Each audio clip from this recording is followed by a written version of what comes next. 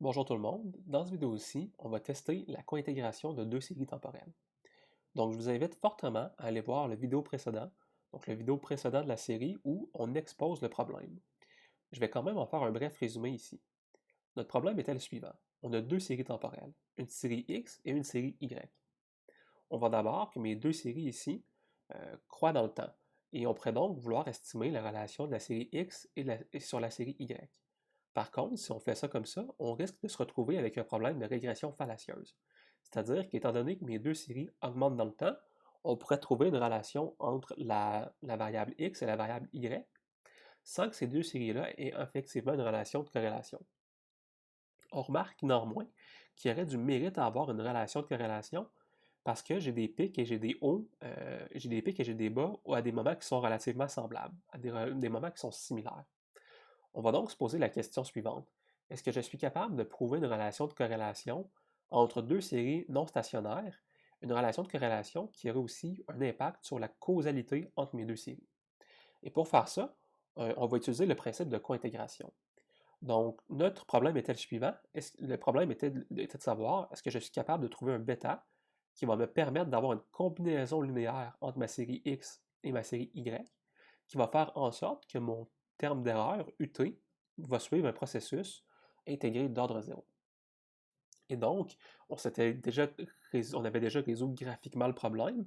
On avait trouvé que si j'étais capable de transformer ma série X par le coefficient bêta pour l'emmener à ma nouvelle série multicolore, eh bien, j'aurais effectivement une série qui serait cointégrée avec un processus intégré d'ordre zéro.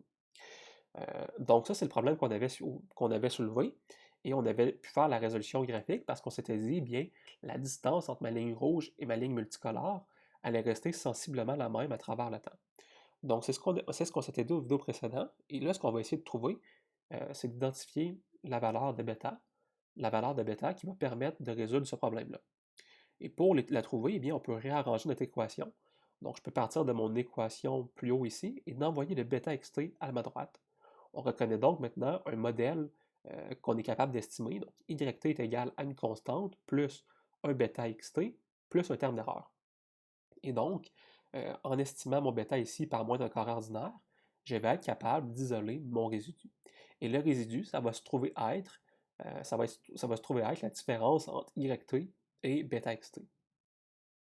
Et donc, ce résidu-là va lui-même être une série temporelle. Une série temporelle que je peux illustrer comme ça dans un graphique. Donc, à travers le temps, ici, ce qu'on peut voir, c'est que si je me réfère à mon graphique précédent, la combinaison linéaire de mes deux variables va effectivement être une nouvelle série, qui, à première vue, semble être stationnaire. Donc, le terme d'erreur UT chapeau ici, parce que c'est un terme d'erreur que j'ai estimé, correspond à la combinaison linéaire de ma série rouge et multicolore du graphique précédent. Et donc, comment est-ce qu'on peut prouver la stationnarité de cette série-là? Eh bien, avec un test de Dickey-Fowler, tout simplement. Un test qu'on a déjà vu comment mener dans des vidéos précédentes. Si vous n'êtes pas familier avec le test de Dickey-Fowler, à ce moment-là, je vous invite à aller faire un tour sur ma chaîne. J'ai une série complète sur les séries temporelles. Vous allez y trouver une vidéo où j'explique le test de Dickey-Fowler et comment on est capable effectivement de l'utiliser pour calculer la stationnarité d'une série. Vous vous posez probablement la question suivante par contre. Pourquoi est-ce qu'une cointégration est différente d'une régression fallacieuse? Donc, en quoi est-ce que la cointégration m'apporte une réponse qui est plus valable au point de vue de la causalité qu'une régression fallacieuse? Et l'idée, c'est la suivante. Le test de cointégration est beaucoup plus rigoureux. Il est beaucoup plus rigoureux, pourquoi? Parce que mon terme d'erreur ici est relativement constant à travers le temps. Si j'ai un choc dans ma série X, pour avoir une cointégration, une série qui va être stationnaire, je dois avoir que le même type de choc va avoir un effet dans ma série Y. Donc, si j'ai un choc à la hausse dans ma série X, je dois avoir également un choc à la hausse dans ma série Y pour que mes deux séries temporelles soient effectivement cointégrées. Donc, cette covariance-là de mes deux séries est très importante. Qu'est-ce qui se passerait si je faisais un test de cointégration sur deux séries qui mèneraient à une régression fallacieuse? Eh bien, j'aurais que mon terme d'erreur ne suivrait pas une série stationnaire. Ce terme d'erreur-là qu'on aurait trouvé suivrait plutôt une marche aléatoire. Donc, une marche aléatoire, ça ressemble à ça ici. j'ai des hausses, j'ai des bas, j'ai des hauts, mais on voit clairement que ma série temporelle ne semble pas converger autour d'une moyenne.